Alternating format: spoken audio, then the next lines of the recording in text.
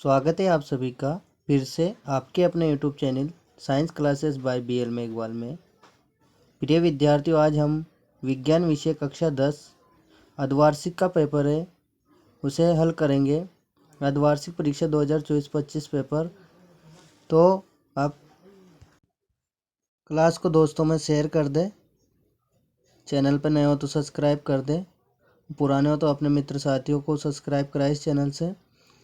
Class को दोस्तों में ज़रूर शेयर कर दीजिएगा। अर्धवार्षिक परीक्षा का पेपर हल करेंगे। देखिए, मैंने पूरे पेपर के क्वेश्चन टाइप कर दिए हैं ताकि आपको अच्छे से दिखे। प्रिय विद्यार्थियों, अब बढ़ेंगे हम प्रश्न उत्तर की ओर। तो देखिए, अर्धवार्षिक परीक्षा में जो प्रश्न आए थे ध्यान से देखिए। बहुचयनात्मक प्रश्नों को उत्तर लिखने हैं। देखिए, ये इनको एबेसिडे कहते हैं। तो देखिए, आप तो समझदार हैं कि एबेसिडे की हमेशा सारणी बना के लिखी जाती है। एबेसिडे की हमेशा सारणी बनाकर लिखी जाती है और प्रश्न नहीं लिख के जाते हैं, प्रश्न नंबर डालकर उत्तर लिखे जाते हैं। तो आप जितने भी प्रश्न नंबर 1 में जितने भी एबेसिडे आएंगे उनकी सारणी बनाकर लिखेंगे, है ना। जो कोई विद्यार्थी लिखना चाहे तो देखिए समझिएगा इसे। निम्नलिखित बहुचयनात्मक प्रश्नों को उत्तर लिखिए और आप मिलाते भी चलिए भाई आपके अर्धवार्षिक में कितने क्वेश्चन सही गए, आपने कौन सा आंसर दिया है। प्रश्न नंबर पहला कहता है आपका, निम्न में कौन आहार श्रृंखला का निर्माण करते हैं।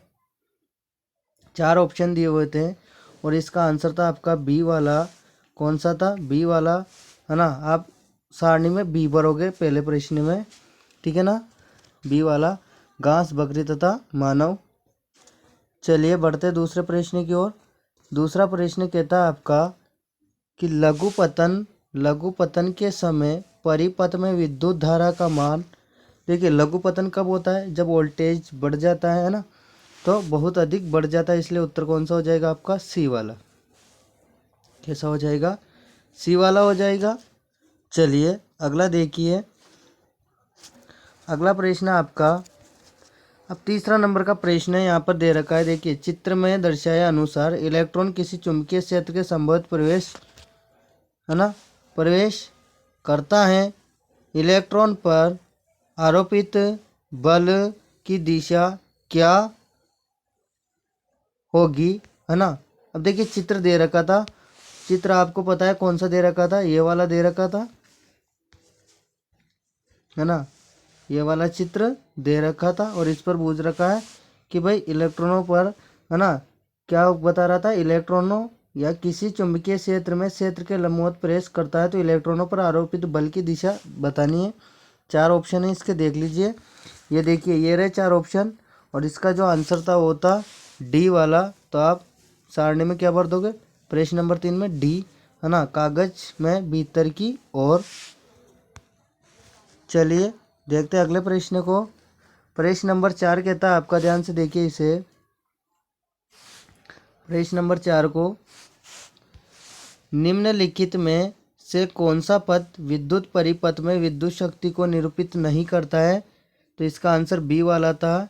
यहाँ लिखा रहा है IR2, है ना। इसको ऐसे भी लिख सकते हैं IR, है ना, और स्क्वायर, है ना, RI और स्क्वायर लिख सकते हैं ना भाई, आराम से लिख सकते हैं। चलिए अगला देखिए। प्रश्न नंबर 5 की ओर बढ़ेंगे, है ना। ये भी आपका वैकल्पिक प्रश्न नहीं है। तो देखिए, प्रश्न नंबर 5 कहता है आपका, ध्यान से देखिए इसे। किसी गोलीय दर्पण तथा किसी पतले गोलीय लेंस दोनों की फोकस दूरियां -15 सेंटीमीटर है ना, 15 है ना, और दर्पण तथा लेंस संभवत हैं। तो देखिए इसका उत्तर क्या भर दोगे आप सारणी में? ए वाला। प्रश्न नंबर 5 का क्या हो जाएगा? ए वाला। दोनों अवतल थे भाई, है ना। आप क्या भर का है, मिलाते भी चलिए। चलिए बढ़ते अगले प्रश्न की ओर। अगला प्रश्न आपका बहुत ही शानदार प्रश्न है। 6 नंबर का जो प्रश्न है आपका, 6ठा नंबर का, द्विसंकरण में capital R, small r, capital Y और स्मॉल y किसको निरूपित करता है। तो इसका आंसर भरोगे आप सारणी में। क्या भरना था आपको? ए भरना था, है ना। गोल पीले बीज, गोल पीले बीज, ये भरना था आपको। चलिए बढ़ते अगले प्रश्न की ओर। देखिए, पूरा पेपर हल करवाना है तो ये ना सोचे कि सर जल्दी जल्दी बता रहे हैं, क्योंकि टाइम लगेगा, बहुत बड़ा पेपर होता है आपका, आप जानते हो।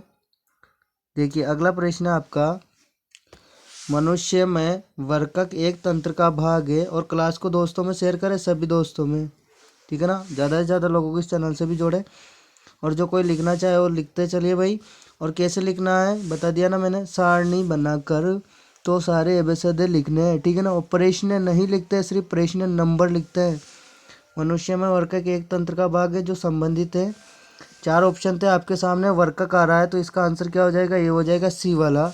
और सी में क्या दिया हुआ था, क्या था सी में, देख लीजिए, उत्सर्जन।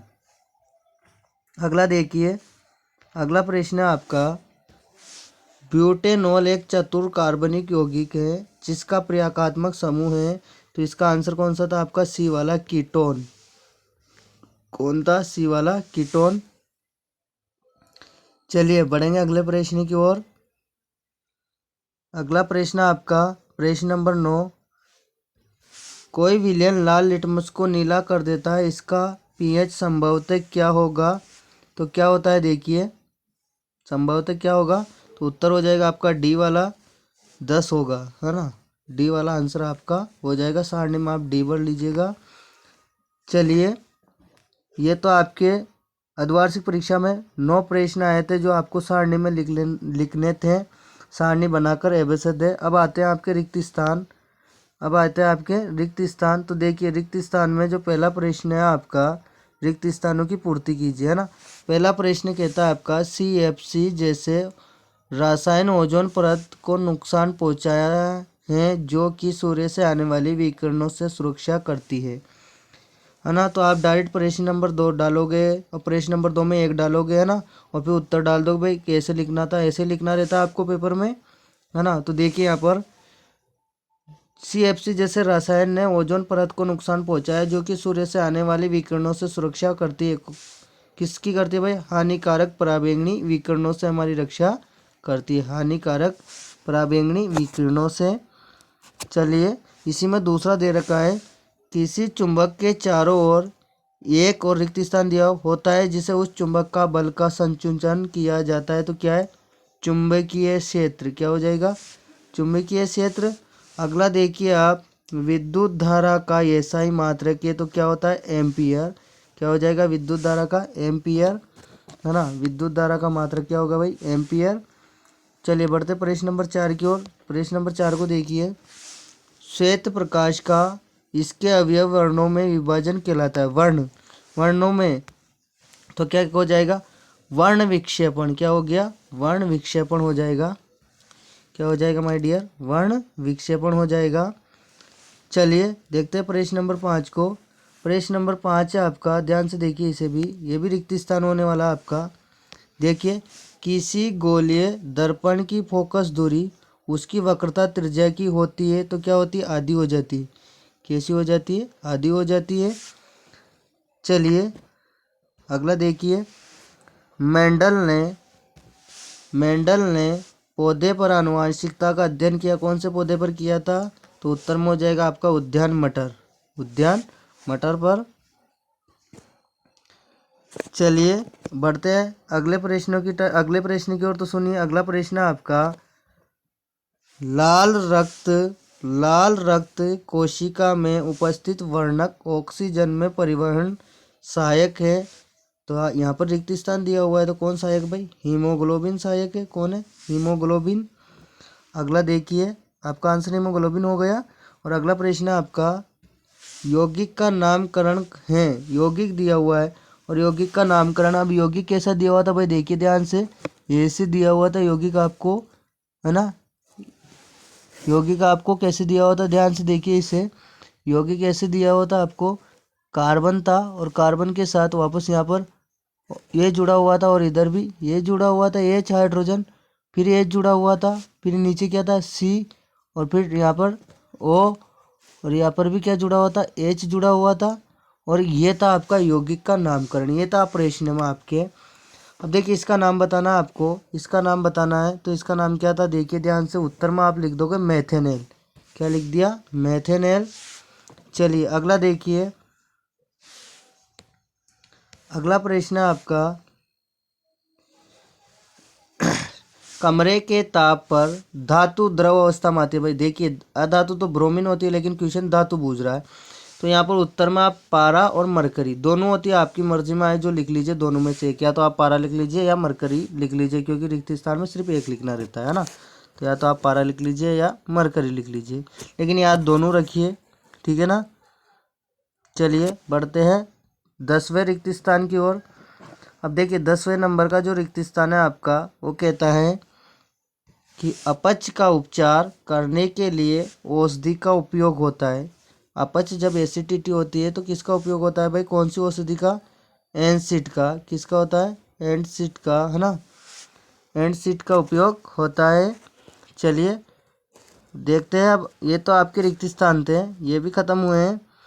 वैकल्पिक प्रश्न की आपने सारणी बनाई ली है वैसे देखिए, और रिक्त स्थानों को आप नंबर डाल डाल के लिख ही लिए होंगे। चलिए अब जो अगले प्रश्न दिए थे आपके पेपर में, अर्धवार्षिक पेपर में जो अगले प्रश्न आए थे आपके, वो आए थे निम्नलिखित प्रश्नों को एक शब्द या एक पंक्ति में लिखिए, इनको अतिलघुरात्मक प्रश्न कहते हैं। तो देखिए यहाँ पर प्रश्न नंबर 3 था आपका, जैविक आवर्धन क्या है। जैविक आवर्धन क्या है, तो देखिए जैविक आवर्धन के उत्तर में लिखोगे आप, जैविक आवर्धन के उत्तर में लिखोगे आप, यह एक प्रक्रिया है, यह एक प्रक्रिया है जिसमें खाद्य श्रृंखला के विभिन्न स्तरों पर जीवों में विषाक्त पदार्थों की सांद्रता बढ़ती जाती है ना। समझ गए होंगे, क्योंकि यह एक प्रक्रिया है।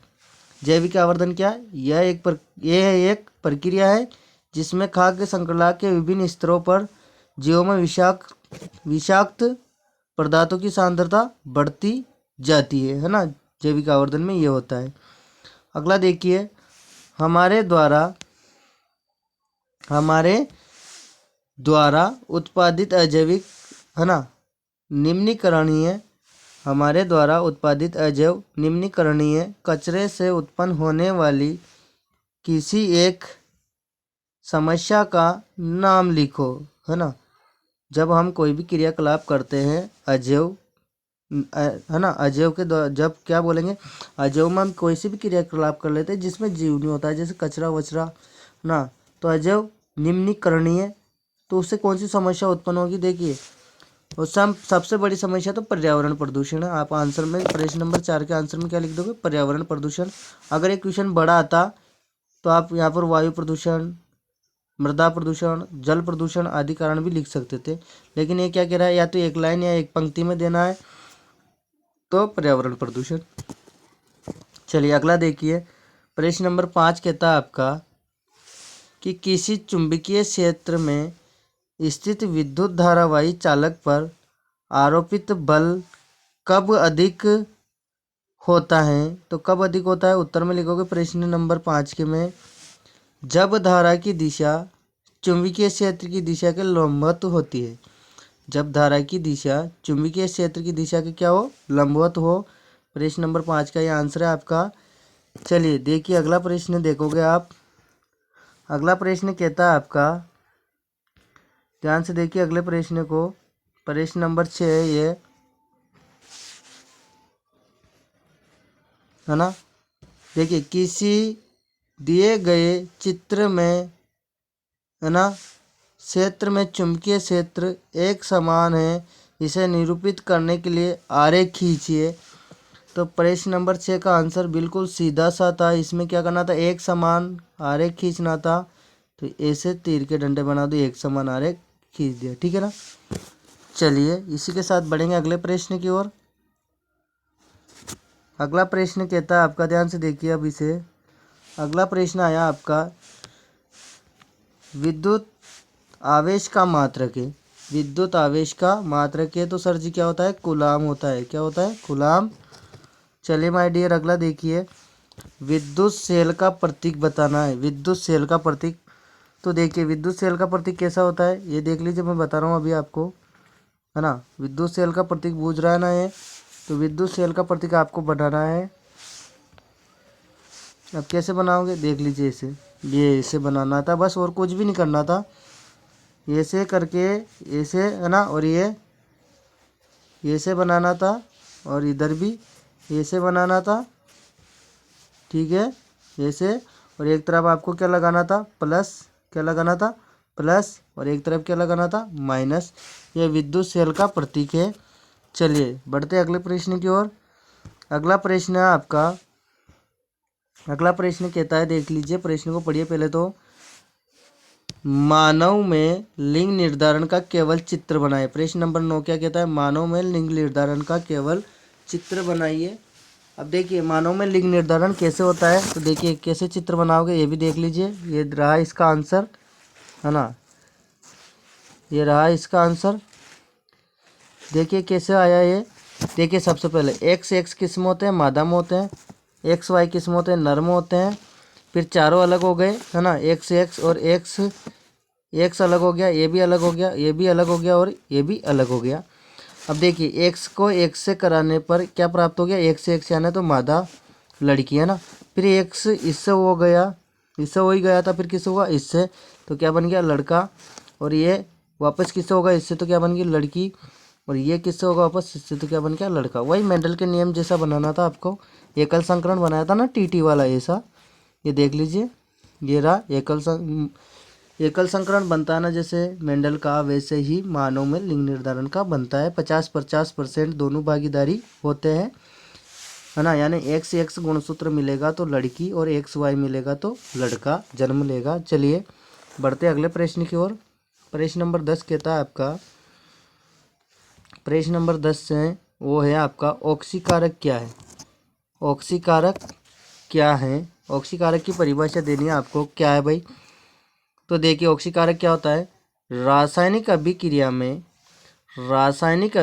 में जिन पदार्थों का अपचयन होता है उन्हें ऑक्सीकारक कहते हैं। रासायनिक अभिक्रिया में जिन पदार्थों का अपचयन होता है उन्हें क्या कहेंगे, ऑक्सीकारक कहते हैं।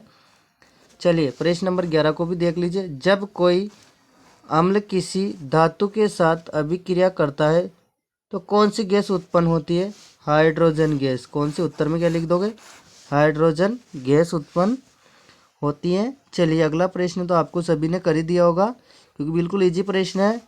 शुद्ध जल का पीएच कितना होता है, शुद्ध जल का पीएच कितना होता है, तो कितना होता है 7। ठीक है। चलिए अब बढ़ेंगे हम लघुरात्मक प्रश्न की ओर। अब देखिए यहाँ पर प्रश्न नंबर 13 है आपका, पीतल और तांबे के बर्तन में दही एवं खट्टे पदार्थ क्यों नहीं रखने चाहिए। तो उत्तर में लिख देते, आपको लिखना था अर्धवार्षिक परीक्षा में कि पीतल एवं तांबे के बर्तनों में दही एवं खट्टे पदार्थ नहीं रखने चाहिए क्योंकि इसमें मौजूद अम्ल धातु के साथ प्रतिक्रिया करके हानिकारक लवण और हाइड्रोजन गैस बनाते हैं जो मानव के लिए हानिकारक है ना। क्वेश्चन कह रहा था कि पीतल और तांबे के बर्तन में दही एवं खट्टे पदार्थ क्यों नहीं रखने चाहिए। तो क्या था, पीतल एवं तांबे के बर्तनों में दही एवं खट्टे पदार्थ नहीं रखने चाहिए क्योंकि इसमें मौजूद अम्ल धातु के साथ प्रतिक्रिया करके हानिकारक लवण और हाइड्रोजन गैस बनाते हैं जो मानव के लिए हानिकारक है। चलिए अगला देखिए, प्रश्न नंबर 14 कहता है आपका कि रासायनिक गुणधर्मों के आधार पर धातु और अधातु में विभेद कीजिए। कि रासायनिक गुणों के आधार पर धातु और अधातु में विभेद करना था आपको। तो देखिए ध्यान से, एक तरफ है आपकी धातु और एक तरफ है अधातु। अब बहुत सारे बच्चों ने क्या किया है, धातु चमकीली होती है, धातु कठोर होती है, धातु विद्युत ऊष्मा की सुचालक होती है, धातु आघात वर्धिता वाली होती है। ये आपका गलत है क्योंकि वो धातु अधातु में अंतर नहीं बूझ रहा है। और सिर्फ आपको कह रहा है कि भाई रासायनिक गुणों में विभेद, यानी सिर्फ रासायनिक गुण के आधार पर ही अंतर कीजिए। तो आपका आंसर यहाँ पर होने जा रहा है कि धातुएं विद्युत की धनात्मक होती है जैसे Na आदि। धातुएं क्षारीय ऑक्साइड बनाती है जो जल में घुलकर क्षार बनाती हैं जैसे Na2O प्लस H2O Aro2NaOH। धातुएं अम्ल से अभिक्रिया कर लवण और हाइड्रोजन गैस बनाती है जैसे Zn plus H2SO4 arrow ZnSO4 plus H2। अब अधातु की बात करें तो अधातु विद्युत की ऋणात्मक होती है जैसे O माइनस Cl माइनस, है ना। अधातुएं अम्लीय ऑक्साइड बनाती है जो जल में घुलकर अम्ल बनाती है, जैसे CO2 plus H2O, arrow H2CO3।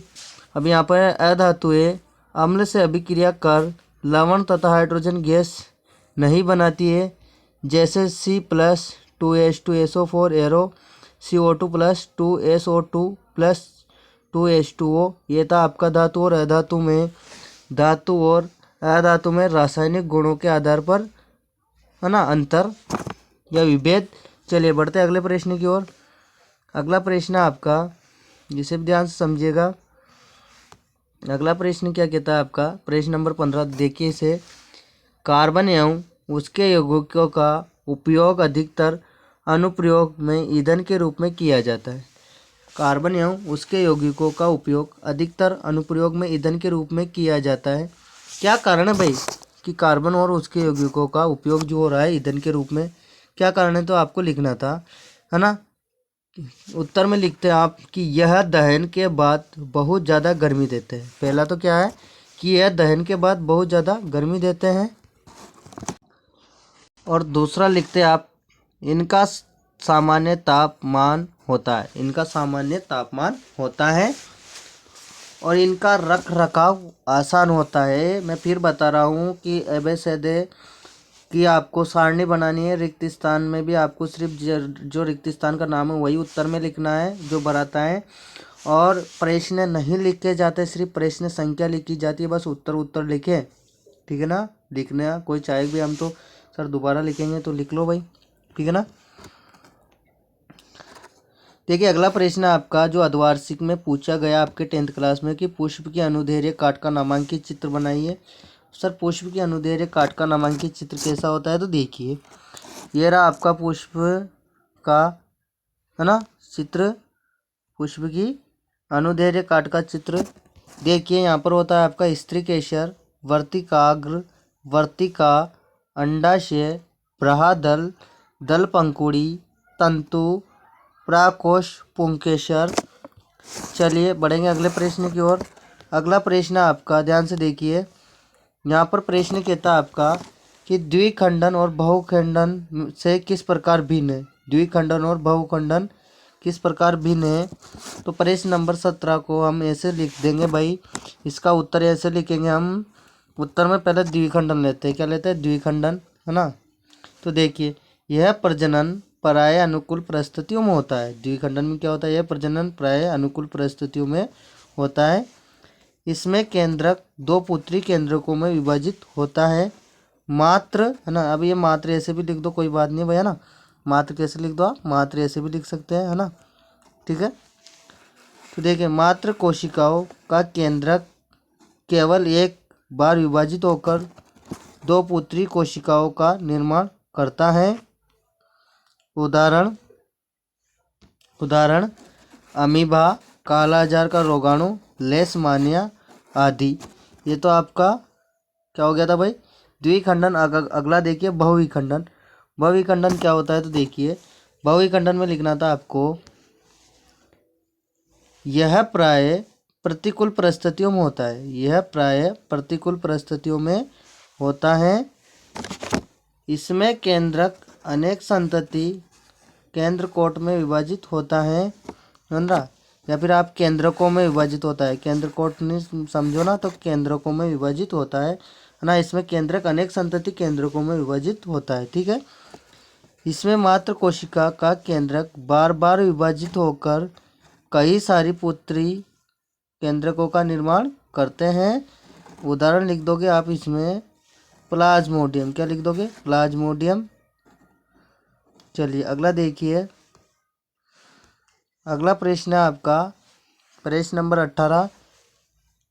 बिल्कुल मस्त क्वेश्चन है आपका। यार ये कितनी बार पूछे जाएंगे अर्धवार्षिक में, यही समझ नहीं आ रहा है। 3 बार तो हो गया, 2 बार तो हो गया लगातार। पिछले वर्ष भी आया था, इस बार भी आया है। कि भाई तारे क्यों टिमटिमाते हैं। तो देखिए कितनी बार आया, आपको आंसर याद है तो लिख सकते हो आप। देखिए तारे क्यों टिमटिमाते हैं, प्रश्न नंबर 18 कहता है। तो इसके उत्तर में लिखना था आपको जब तारों का प्रकाश वायुमंडल में प्रवेश करता है तो वायुमंडल में उपस्थित धूल मिट्टी के कण तारों के प्रकाश का अपवर्तन कर देते हैं। और इसी को अगर शॉर्ट में लिखना चाहो तो लिख सकते हैं वायुमंडलीय अपवर्तन के कारण तारे हमें टिमटिमाते दिखाई देते हैं। चलिए अगला प्रश्न है आपका, देखिए अब प्रश्न आपको ध्यान से देखना है यहाँ पर, क्योंकि प्रश्न छोटी संख्या में उत्तर बड़ी संख्या में। देखिए प्रश्न नंबर 19 था आपका, ध्यान से देखिए इसे। प्रश्न नंबर 19 कहता है 400 वाट अनुमत का कोई विद्युत रेफ्रिजरेटर 8 घंटे प्रतिदिन चलाया जाता है। 3.00 रुपये प्रति kWh की दर से इसे 30 दिन तक चलाने के लिए ऊर्जा का मूल्य क्या होगा। प्रश्न नंबर 19 है जो सवाल है। अब देखिए क्या होगा, तो देखिए यहाँ पर हम लिखेंगे 400 वाट शक्ति देने वाले रेफ्रिजरेटर से एक दिन में कुल खर्च ऊर्जा कितनी है भाई, 400 वोल्ट इंटू कितने घंटे चला 8, तो कितनी हो जाएगी, 400 को 8 से करेंगे तो 3200, कितनी होगी 3200, गुणा करना था सिर्फ, फिर देखना है यहाँ पर। अतः 30 दिन में कुल ऊर्जा कितनी खर्च हुई, तो 30 दिन को हम किससे गुणा कर देंगे 3200 से, तो कितना आ जाएगा 96,000 WH। अब 96,000 को हम किस में भाग दे लेंगे 1000 में, तो कितना आ जाएगा 96 kWh, है ना। और बिजली, अब यहाँ पर देखो बिजली ऊर्जा दर कितना था 3.00 रुपये। चलिए अब 30 दिन में कुल खर्च ऊर्जा मूल्य तो कितना हो जाएगा 96 kWh इंटू 3.00 तो 288 रुपये। तो इसका जो प्रश्न नंबर आपका 19 है उसका आंसर आपका आया है 288 रुपये, है ना। ये खर्चा हुआ था भाई 30 दिन तक है ना, 30 दिन तक जो चलाया ना उसका खर्च कितना आया 288 रुपये। चलिए बढ़ते अगले प्रश्न की ओर। प्रश्न नंबर 20 है आपका। प्रश्न नंबर 20 कहता है प्रश्न नंबर 20 कहता है आपका विस्थापन और द्विविस्थापन अभिक्रियाओं में अंतर कीजिए। इन अभिक्रियाओं के समीकरण भी लिखना है। तो देखिए सबसे पहले हम लेते हैं विस्थापन अभिक्रिया। कौन सी ले रहे हैं, विस्थापन अभिक्रिया। इन अभिक्रियाओं में किसी योग से उसका काम, है ना, कम क्रियाशील, इन अभिक्रियाओं में किसी योग से उसका कम, है ना, क्रियाशील तत्व अधिक क्रियाशील तत्वों द्वारा विस्थापित हो जाता है, विस्थापन अभिक्रिया कहलाती है। विस्थापन अभिक्रिया में क्या होता है कि इन अभिक्रियाओं में किसी योग से उसका कम क्रियाशील तत्व किसी अधिक क्रियाशील तत्व द्वारा विस्थापित हो जाता है, विस्थापन अभिक्रिया कहलाती है। समीकरण लिख सकते हैं आप ZnCuSO4 और यहाँ पर क्या आ जाएगा एरो ना, ZnSO4 + Cu। चलिए अब अगली देखेंगे हम द्विविस्थापन अभिक्रिया। द्विविस्थापन अभिक्रिया आपकी, ध्यान से देखिए इसे, कि द्विविस्थापन अभिक्रिया है। इन अभिक्रियाओं में दो भिन्न भिन्न अभिकारकों के आयनों के मध्य आदान प्रदान होता है जिससे नए उत्पाद बनते हैं, द्विविस्थापन अभिक्रिया कहलाती है। समीकरण है इसकी Na2SO4 + BaCl2, एरो लगा दिया। अब देखिए BaSO4 + 2NaCl, ये किसका समीकरण है, द्विविस्थापन अभिक्रिया की है, ठीक है ना। चलिए अगला प्रश्न भी आपका प्रश्न नंबर 21 था, अर्धवार्षिक में आया है। देखिए अगला प्रश्न क्या कहता है। प्रश्न देखिए पहले तो, प्रश्न ये कहता है कि हमारे शरीर में वसा का पाचन कैसे होता है, प्रक्रम कहाँ होता है ना। इसमें डबल थे तो हम कौन सा लेंगे, हमारे शरीर में अथवा वाले प्रश्न थे तो मैं तो ये ले रहा हूँ। देख लीजिए हमारे शरीर में वसा का पाचन कैसे होता है, ये प्रक्रम कहाँ होता है, ठीक है ना। प्रश्न नंबर 21 का पढ़ लिया, क्या है, हमारे शरीर में वसा का पाचन कैसे होता है और ये प्रक्रम कहाँ होता है। तो इसके उत्तर में लिखना था आपको, देखिए ध्यान से, हमारे शरीर में वसा का पाचन छोटी आंत में होता है। कहाँ होता है, छोटी आंत में। क्षुद्रांत में वसा बड़ी गोलिकाओं के रूप में होता है। जिससे उस एंजाइम का कार्य करना मुश्किल हो जाता है। लीवर द्वारा स्रावित पित्त लवण उन्हें छोटी गोलिकाओं में खंडित कर देता है, जिससे एंजाइम की क्रियाशीलता बढ़ जाती है ना, और यह इमलीकृत क्रिया कहलाती है। चलिए अगला देखोगे आप। अगला है आपका, अगला प्रश्न था भोजन में लार की भूमिका है ना, यानी भोजन के लार की भूमिका है। तो भोजन में लार की क्या भूमिका होती है, तो देखिए क्या भूमिका होती है। प्रश्न नंबर 21 का जो दूसरा था उसका आंसर देखिए आप, लार का कार्य या भूमिका। तो देखिए लार भोजन को गीला एवं चिकना कर देती है ना, कैसा कर देती है भोजन को, है ना, लार भोजन को गीला एवं चिकना कर देती है। कैसा कर देती है भाई, चिकना कर देती है, ठीक है ना। भोजन को लसलसा बनाती है, जिससे क्या हो जाता है, भोजन को चबाने तथा निगलने में सहायता होती है। ये लार की भूमिका है। अगला प्रश्न देखिए आप। अब अगला प्रश्न बहुत ही 22वां बहुत ही शानदार प्रश्न है, आप इसे समझने की कोशिश कीजिएगा, ठीक है। क्योंकि यह प्रश्न कहता है, प्रश्न नंबर 22 का पहला प्रश्न मैंने अथवा में है, तो मैंने तो ये वाले लिए हैं, आपको कैसे करने थे वो आपके ऊपर था। आप यहाँ पर तो ये लिखने वाले ये लिख लीजिए भाई। आपको जिसका पेपर हल कर रहे हो दोबारा कि नहीं सर हमें तो पेपर गलत गया है, हम तो दोबारा हल कर लेंगे, इसे तो कर लो भाई दोबारा। तो देखिए 22 का पहला लिया है हमने कि जब एड्रेनलिन रुधिर में स्रावित होती है तो हमारे शरीर में क्या अनुक्रिया होती है। तो क्या अनुक्रिया होती है देखिए ध्यान से, उत्तर में लिखोगे आप, एड्रेनलिन हार्मोन सीधा रुधिर में स्रावित होता है एवं शरीर के विभिन्न अंगों तक पहुंचा दिया जाता है। एड्रेनल हृदय के सहित लक्ष्य अंगों या विशिष्ट ऊतकों पर, है ना, यहाँ पर विशिष्ट ऊतकों है, क्या है, ऊतकों पर कार्य करता है। परिणाम स्वरूप हृदय की धड़कन बढ़ जाती है ताकि पेशियों को अधिक O2 की आपूर्ति हो सके। पाचन तंत्र तथा त्वचा में रुधिर की आपूर्ति कम हो जाती है क्योंकि इन अंगों की छोटी धमनियों के आसपास की पेशियां सिकुड़ जाती है। यह रुधिर की दिशा हमारी कंकाल पेशियों की ओर कर देता है। डायाफ्राम तथा पसलियों की पेशियों के संकुचन से श्वसन दर बढ़ जाती है। ये सभी अनुक्रिया मिलकर शरीर को संकट से निपटने के लिए तैयार करती है, ठीक है ना। क्योंकि एड्रेनल का काम क्या, काम करो चिंता पर नियंत्रण करना।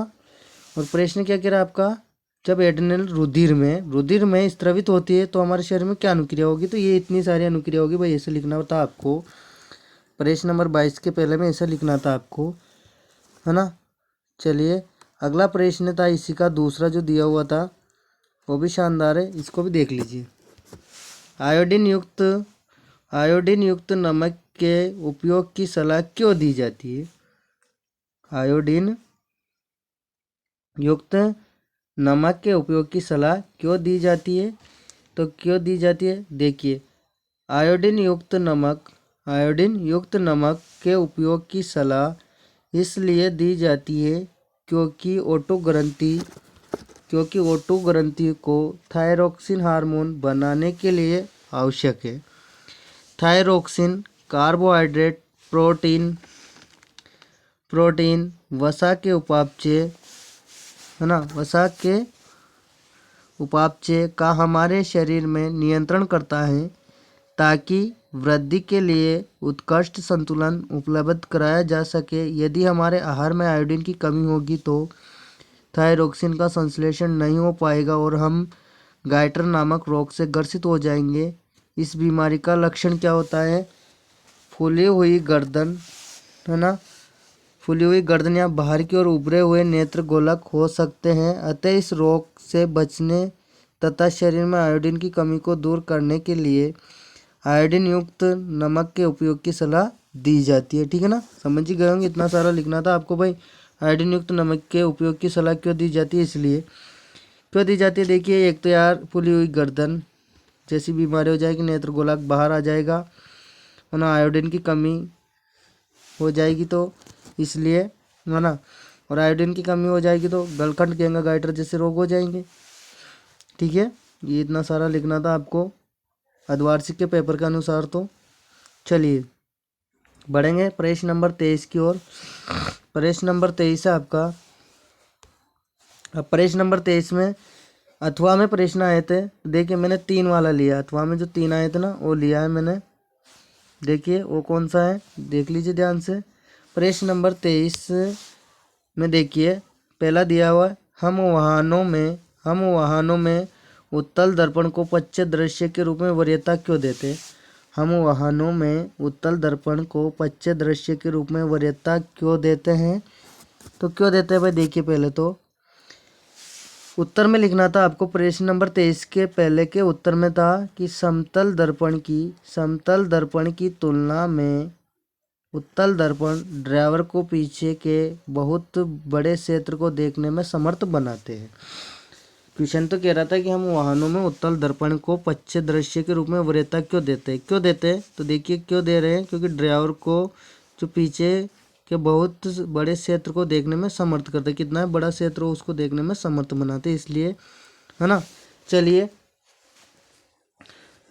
इसी में प्रश्न नंबर 23 के में दूसरा प्रश्न था आपका, किसी लेंस की एक डायोप्टर क्षमता को परिभाषित कीजिए। किसी लेंस की एक डायोप्टर क्षमता को परिभाषित कीजिए।